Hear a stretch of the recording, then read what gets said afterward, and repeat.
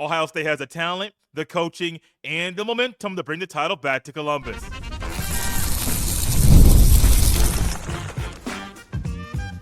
You are Locked On Buckeyes, your daily podcast on the Ohio State Buckeyes. Part of the Locked On Podcast Network, your team every day. Welcome in, Buckeye fans, to your Feel Good Friday edition of Locked On Buckeyes, which is your daily Ohio State podcast, part of the Locked On Podcast Network, your team every day. I'm your host, Jay Stevens, also the host of the Jay Stevens Podcast, and today's episode is brought to you by FanDuel.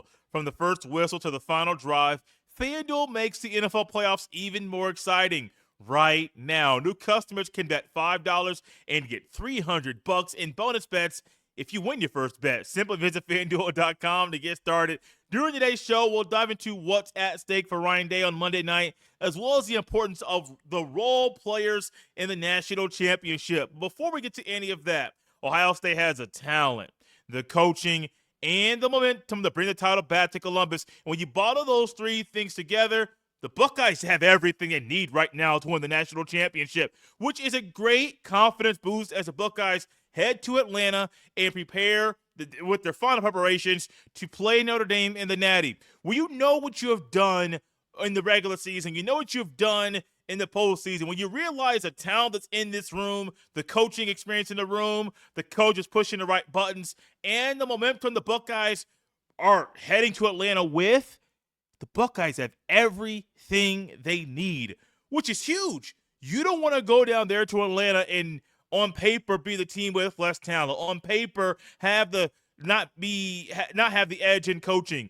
not have momentum. You don't want to go down there and not have any of those, or only have one of the three or two of the three. You want to go down there in the national championship with all three, which is a massive luxury for Ohio State right now. I mentioned it earlier before the playoffs started. Right after the Buckeyes found out they would be hosting a playoff game against Tennessee, I said it's a massive luxury to be hosting a playoff game because only 4 teams in the 12-team format hosted a playoff game, and none of them were the top 4 seeds in the bracket. And so for Ohio State to be a team that's the number 6 ranked team in the country via the CFP committee, and then the number 8 team in the bracket itself, that's huge, man. It's a massive benefit and a luxury to host a playoff game. What's also a massive benefit and a luxury is what the Buckeyes are taking to Atlanta, Georgia. The talent speaks for itself, and even in Atlanta, there might be some talent that some things players do on the field that might surprise you. You might be like, whoa, we didn't expect this. Well, it's the final game of the regular season. It's a final game for a lot of players in their Buckeye career. They want to wear the scarlet and gray one more time, and they want to go out on top. So, of course, when you know this is the end, you're going to lay everything out there on the field. Well, you should. You should lay everything out there on the field. So, of course, some of the things people do, you might say, why didn't they do this before? Because they had to save everything for this moment. The talent, man, Will Howard, Mr. Efficient quarterback. I don't know what other name to call him because that man is just efficient when he's out there on the field. The backfield, it's another luxury for Ohio State to have Judkins and Henderson in the backfield. There's a good chance both of them will be 1,000-yard rushes this year, and they'll both have at least 10 rushing touchdowns. That's rare. Absolutely rare. As great as it was to watch TreVeyon Henderson and Mayan Williams tote the rock for Ohio State in the same season, neither of them had 1,000 yards and 10 touchdowns. No season at all did both guys have 1,000 rushing yards and at least 10 rushing touchdowns. None. And it was fun watching them. Remember being on the show saying Mayan is my guy, Mayan this, and TreVeyon Henderson, he's getting better, he's getting healthy, he's progressing. These two guys together, it's a luxury for Ohio State. Another luxury, man. Luxury must be the word of this first segment. It wasn't written down on my notebook, but it just started flowing, and we're going to keep on going with it. There's only one Jeremiah Smith. There's only one Emeka Egbuka. There's only one Carnell Tate. There's only one Brandon Ennis. All 4 of them are on Ohio State, and they're going down to Atlanta to make a statement against Notre Dame. Think about what that says about Ohio State's receiving group, especially a group that knows that Notre Dame is planning to do what they have done all season long, which is play man-to-man. Now, I am not a fan of schools trying to take this tactic to Ohio State.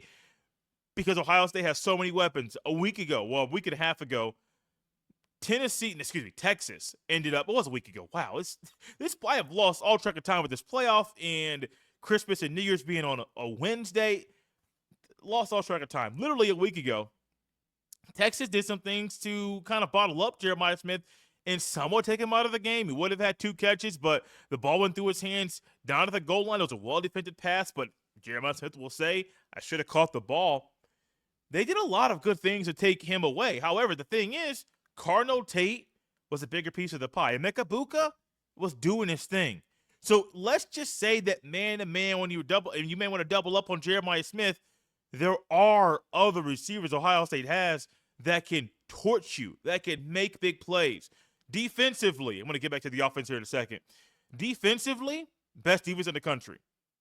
I don't know another defense I have ever seen in football, in the NFL or in college, that has had, 5 or 6 goal line stands in a season? It's insane to think about what Ohio State has done over and over and over again. Even against Michigan, you had a Caleb Downs interception. You had a Jack Sawyer interception. It seemed like when their back was up against the wall and the goal line was right there, they said, we're going to just stiffen up, become boards, and you're not going to push us back. You're not getting that ball into the end zone. And of all the different goal line situations Ohio State's had this year on defense, Ohio State scored more points than their opposition. Let that sink in, man. This defense is just insane. You have NFL guys up front, and one of the guys who doesn't get enough attention to me is Ty Hamilton. He is phenomenal. He's a great run stuffer, and he's been a phenomenal piece for Ohio State this year. The linebackers have been solid and maybe the most improved unit on the entire team. The O-line at the end of the year is going to have a part of that conversation and join the grouping, but I still think the linebackers are the most improved overall unit on the entire season. At corner, some say they were a liability at times. They've gotten better throughout the year. Safeties, there's only one Latham Ransom, there's only one Caleb Downs, and there's only one Jordan Hancock. They all 3 play for the Buckeyes on the field at the same time. It's going to be very, very hard for Riley Leonard and the other guys on Notre Dame's offense to move the ball up and down the field. Ohio State's talent is one that if I am Notre Dame, I am taking great account of what Ohio State's done, great account of what the Buckeyes have had success doing, and expecting some creativity, because this is it. This is for all the marbles. You ain't saving nothing for nobody else. No, you lay it all out there, you go out there, and you win the national championship. So even though Ohio State does have everything to me, the talent, the coaching, and momentum heading down to Atlanta, Georgia, that's not good enough to win it. No, because if you had those 3 things, then maybe there are some times that there are teams that won national championships that wouldn't have won national championships, because heading into the game and even during the game, they didn't have the momentum. They didn't have the talent. They didn't have the superior coaching. Maybe there are times that the team that has the most, that has all 3 of those, should have won, but they don't win. Why? Because execution is key. Sometimes things don't go their way. They allow things to get in their way mentally, that they can't get over those obstacles during the game. Yes, having everything is great, but the Buckeyes must do everything they can, and once again, do whatever it takes to win. That's the thing that Ryan Day's been saying for a very long time. He's been saying lead no doubt, and that is one thing once again. Yes, you can have everything. The Warriors were the 73 wins, 9 losses, an 82-game season. Everybody thought they were going to win the national championship. Everything was lined up for them. They didn't win it. Didn't win it at all. Why? Because sometimes, even though you have the talent, the coaching, and momentum, sometimes when it comes to that 7-game series, and sometimes when it comes to the national championship, sometimes you get in your own way. And when Ohio State has gotten in their own way, sometimes it's been bad. Sometimes the Buckeyes have also been able to bounce back from it. So for Ohio State, they have everything, but they still have to do whatever it takes to win, because having everything heading into Atlanta is great, but that's not good enough to win a game like this. To win a game like this, Ohio State's going to need some help from the others, as Shaquille O'Neal calls them, or the role players in the massive game, because role players for any team, especially on the stage, play a massive part in the team being successful and walking away with that trophy. This message is brought to you by Prize Picks, the place to get real money sports action. With over 10 million members and billions of winnings, Prize Picks has changed the game in daily fantasy sports. Whether it's the playoffs or regular season, Prize Picks has made it easier than ever to win big while enjoying all the football action. Now it's playoff time, and there's no better way to get in on the action than with Prize Picks. Here's how it works. You simply pick more or less on at least 2 players. And if your picks hit, you can win up to 1,000 times your cash. Yes, that's right. 1,000 times your money. Just making a simple pick. For me, I'm all about the hot takes this season. This week on Prize Picks, I'm looking at Lamar Jackson for more than 250 passing yards and Travis Kelce for more than 70 receiving yards. Ready to run your game this football season? Download the app today and use code LOCKEDONCollege to get $50 instantly after you play your first $5 lineup. That's right, $50 just for playing. Don't wait. Take your game to the next level with Prize Picks. Prize Picks. Run your game. Thank y'all for tapping into Locked On Buckeyes and making this show your first listen of the day. I enjoy hearing guys that I watched play sports when I was a youngster talk about sports. Shaquille O'Neal, Charles Barkley, Kenny the Jet Smith right there on the inside of the NBA. I wasn't alive. I was alive, but wasn't coherent enough to know what Kirk Herbstreit was doing on the Buckeye football field. But Kirk Herbstreit, well-respected. Joe Clapp, well-respected. I maybe even seen Joe Clapp play football. I just didn't know who he was when he was actually playing. Kobe Bryant, if he were still alive. And there are a lot of guys out there that I respect, and I respect their opinion when it comes to things that help you win at the highest level. Peyton Manning, Tom Brady, etc.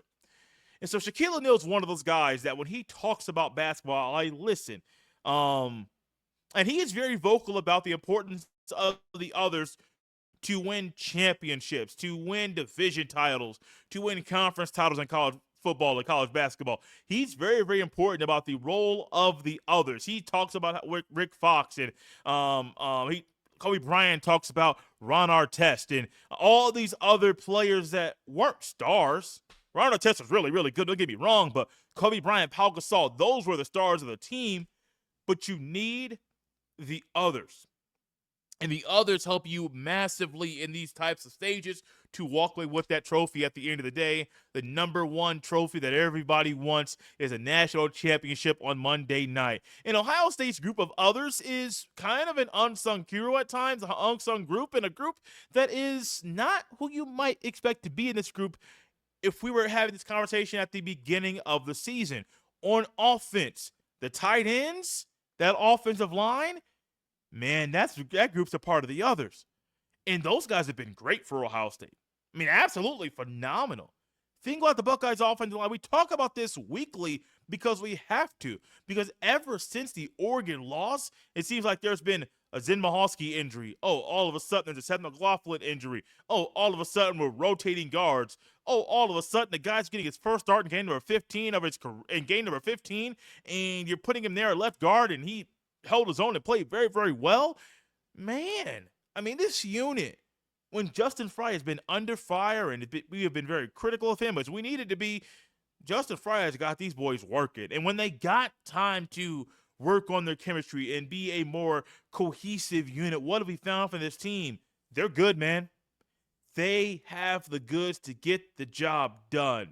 And for Ryan Day and for Will Howard and the fact that Ohio State has this offensive line and the tight end group that's a part of these role players that all they're doing is just simply doing their job. They're not trying to get a lot of attention. I mean, G. Scott Jr., on that final scoring drive for Ohio State against Texas, I was sitting here looking at the game and thinking, oh, G. Scott Jr., okay, it's what, 4th and 6, 4th and 5? No, it's 4th and 3.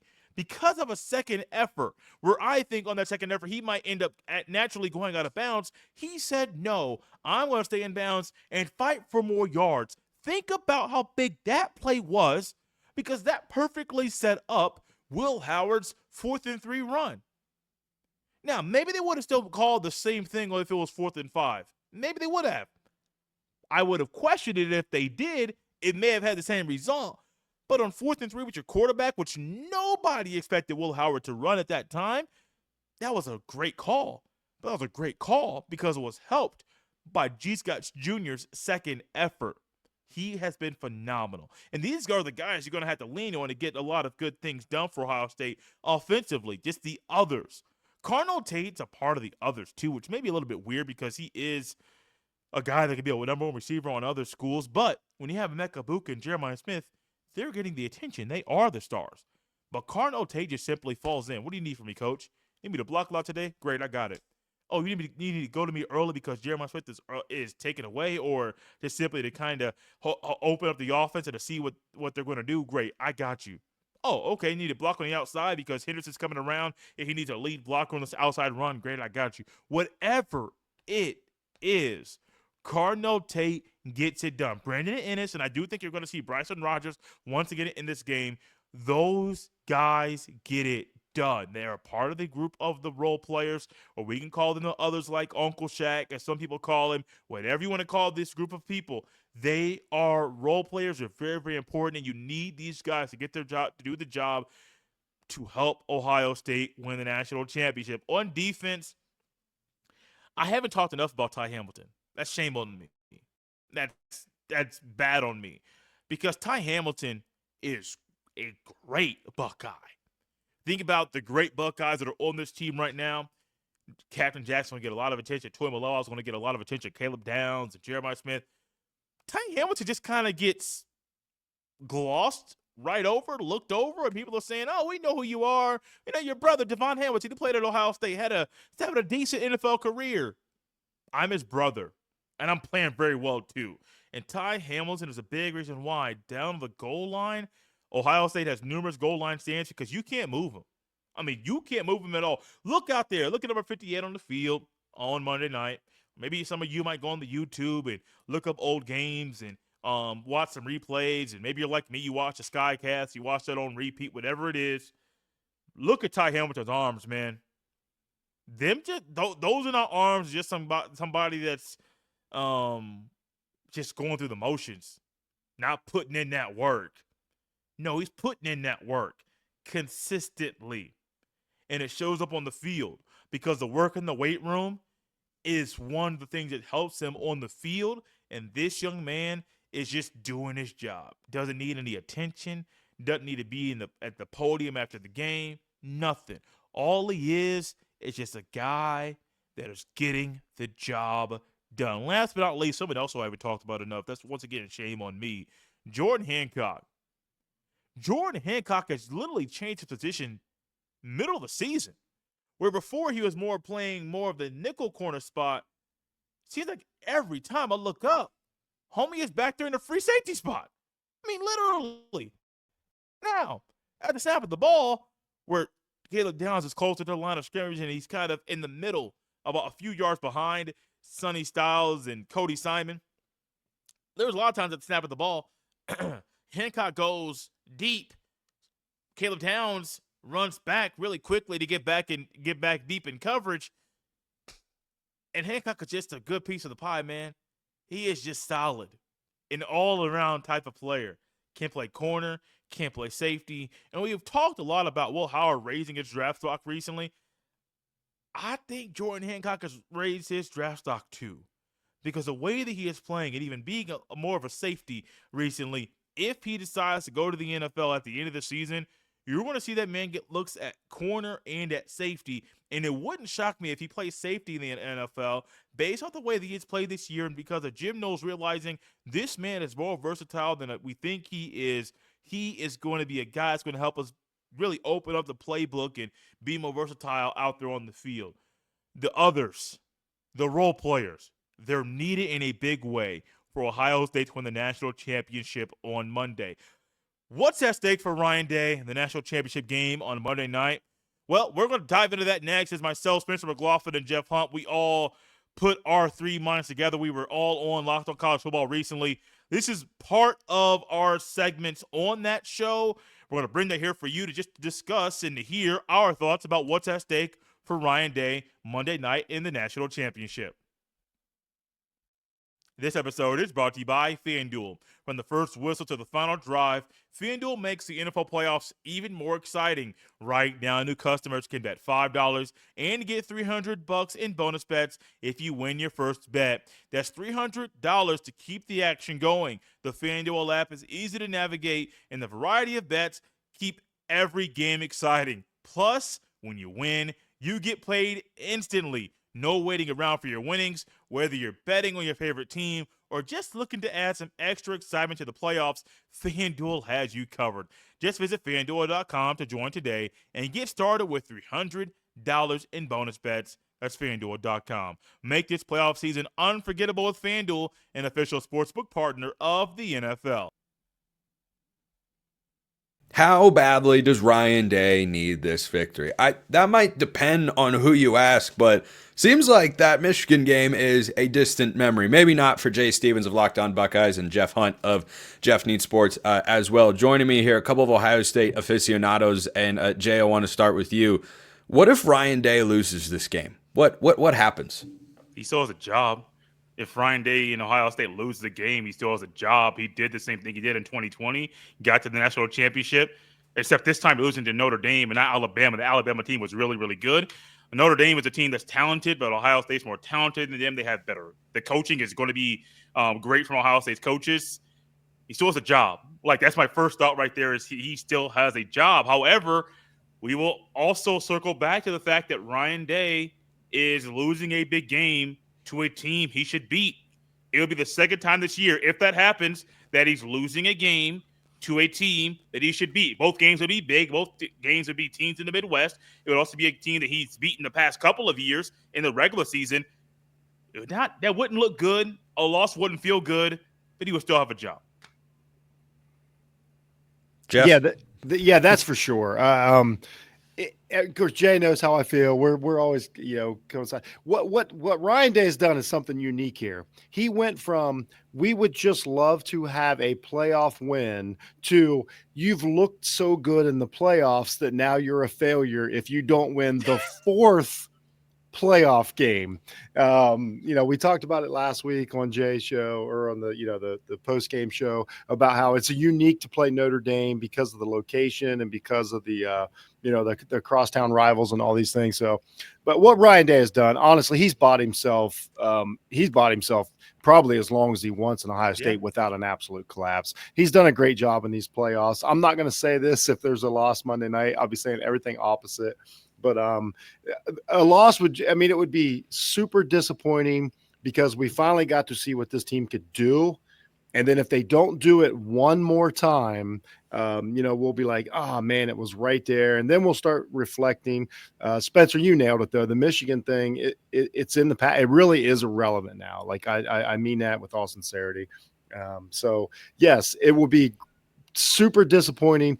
But Ryan Day has showed us that he can get a team to where the potential is. He can beat teams that have equal talent, which Jeff has said for years now that he couldn't do. So he really has checked a lot of boxes, and this is the one big one left. And when you look at it in perspective, if you're not a nonsensical Ohio State fan like I am, you can realize that they've done a great job with this coaching staff. He's done a great job building the roster. And honestly, this is Ryan Day's team for the foreseeable future, especially with the 12-team playoff, moving forward. I think Ryan Day has been great throughout the three games, but his coordinators have been arguably even better. Those are the play callers on this team. Remember, that was a pretty big storyline coming into the season. Ryan Day isn't calling plays. He's going to give it to Chip Kelly, who some people would want to say the game has passed him by. He's not any good. By the way, UCLA missed a bowl game without him, but that's neither here nor there. And Jim Knowles on the other side, I think has been a great hire from the moment he first got to Columbus. And Jay, it's kind of a contrarian move by Day to have such a veteran pair of coordinators. The trend nowadays is get the young up-and-comer who's going to recruit. Get the guy who... And I see the value in having those sorts of guys. But it seems like Brian Hartline offensively is that young, up-and-coming coach who's the key recruiting figure. Ryan Day obviously is capable of recruiting well. Ohio State is a brand, does recruit itself. And then once you get the talent that Ohio State has, that they've accumulated through the high school ranks, they've got plenty of NIL money and the portal as well. He's just handing this off to his veteran coordinators and saying, guys, let's just go win the football game. And I don't think there are that many places that embrace that sort of mindset, because there's ageism in that sort of move of he's old, he's a has-been, he's a what. No, these guys are just really good. They're really good, and this is kind of what you need with a veteran group of players. And you got a lot of guys, Will Howard and Jack Sawyer and TreVeyon Henderson, that have played a lot of football. Troy Malowau and Simon and Burke, Lathan Ransom. These guys have played a lot of ball, and they can see when they're talking to a guy that knows what he's talking about.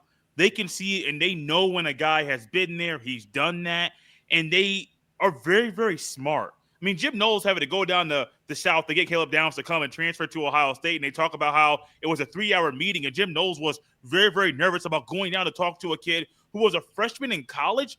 That's not normal. And if you bring a young guy into this group of players, sometimes those older guys can realize, man, you don't know what you're talking about, or you haven't really been successful, or you don't have a resume that's something I should respect. You got to respect Jim Knowles' resume. You have to respect Chip Kelly's resume. And that's a big reason why I do believe Jim Knowles at the end of the day in that goal line stand was very, very comfortable calling a red zone coverage that he's never used before, because he knows how to push those buttons with those older guys on the field that sometimes a younger coach might not be able to do, because he doesn't have the experience to know, yeah, we ain't never done this before. It's a national semifinal game. I'm a little nervous. Jim Knowles is not nervous. He knows what he can do with these guys, and the veteran presence with the players. You kind of need a veteran coaching staff to kind of help these guys along the way. Yeah, and Jay, I do want to highlight what that quote you alluded to from Jim Knowles, where he said, yeah, we'd never run that coverage before, and we just ran. That kind of feels like something a young, ambitious, not stuck in his ways coach would do. I heard that and went, you'd never done that before? I was amazed we even got that tidbit. Yeah.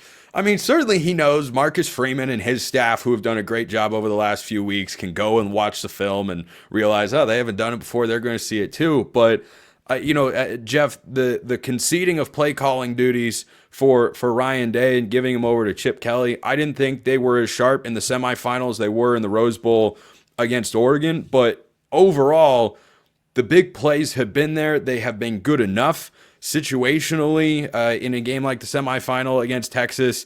And overall, you have to look at that Chip Kelly move and say, yeah, I know Ryan Day hired his old mentor, but boy, it seems to really work.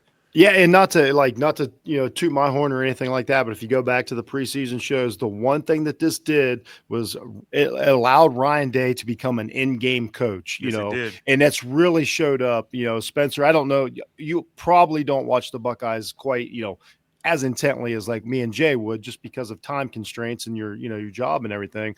But let me tell you, when we look up and it's the fourth quarter and we still have, let's say, 3 timeouts, or we have some clock management. I completely attribute that to like Day's like, okay, Chip, like you do this, I'm going to trust you. I need to focus on the clock. I need to focus on the players coming off the field. Maybe they need a pep talk. Maybe they don't. Maybe I need to walk over to the offensive line. Maybe I need to have a word with somebody. It's allowed Ryan Day the time to do that. And kind of, it's been weird. I kept saying that Ryan Day couldn't, do on-the-job training with a program like Ohio State, but we've watched him do that in the last 2 months of football, and it's we'll see how it goes, but already it's been one of the most remarkable, transformations we've seen. Credit to Chip. And another thing about that, Ryan Day is able to build a coaching staff like this because he's at the pinnacle. This isn't a stepping stone job. He doesn't have to worry about, he's not trying to get another job. He's like, I'm at Ohio State. Like I can hire I'm already the head coach at Ohio State. So like, it doesn't matter who I bring in, I'm not worried about the next job or whatever. Ryan Day's got the next job. So he can hire whoever makes him comfortable, whoever he feels like this particular team. We're going to look back on 2024 Buckeyes. It's going to be a very unique, situation. Day and the coach. And let's just real quick throw out Larry Johnson out there, who's basically a fossil in college football circles. Whatever he's done or not done, or however him and Knowles have decided to work together to get this defensive line where it needs to be to work for Knowles defense. I think the most improbable part of all of this that we haven't really seen before, and the 12-team playoff definitely allowed for it. No 12-team playoff. Ryan Day's job is still being discussed on this show instead of the potential of winning a national championship. But the improbable nature to me comes from just the bottoming out against Michigan. That is the worst game Ohio State played all year. It's the worst they could have played that day. It's the worst coaching job we saw in college football arguably all season. I think it was worse than Alabama losing to Vanderbilt or Ole Miss losing to Kentucky. Okay, I don't know. Kentucky. That was bad. That was so bad. But Alabama was at least on the road. Ohio State at home, Michigan, like the improbable nature. Can you imagine going up to a Buckeye fan in the middle of that game at halftime and saying, hey, you guys are about to play some awesome football. It's not going to be in these 2 quarters, but it's going to be when it counts. None of them would probably believe you. They would have looked at you cross-eyed going, what are you talking about? This is everything we've always come to fear. Day needs to be fired before this game ends. But that's where we have gotten to right now. Well, there you have it. What are your thoughts about what's at stake for Ryan Day heading to the national championship game on Monday night? Fill that YouTube comment section on this video, and I want to hear what you have to think about Ryan Day and what's at stake for him in this game. Also, one quick programming note, we're going to have a crossover coming this weekend on Sunday. We're going to have coverage of Ohio State on Saturday and on Sunday, try to get some basketball coverage in there for you too, but Sunday there's going to be a crossover. We're going to possibly have a couple shows for you on Monday leading into the national championship on Monday night. Thank y'all for tapping into Locked On Buckeyes and making this show your first listen of the day. You can follow me on every single social media platform at jstevens07. Send every email to jstevens317@gmail.com. Let's have them Locked On Buckeyes on a Feel Good Friday. We'll see you next time.